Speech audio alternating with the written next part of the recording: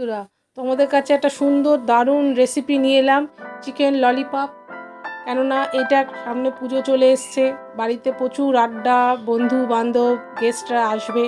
তার জন্য ভাবলাম আগের থেকেই তোমাদের সাথে একটা দারুণ রান্না তোমাদের সাথে শেয়ার করি। আর সেই চিকেন ললিপপটা কীভাবে রান্না করছি দেখো।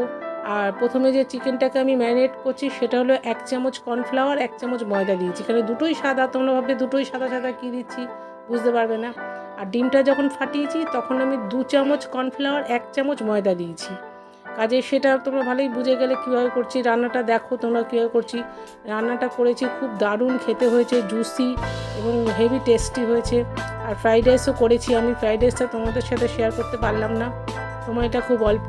কাজে রান্না করে ছেলেকে স্পেশালভাবে আমি দিলাম, খাওয়ালাম আগের থেকেই।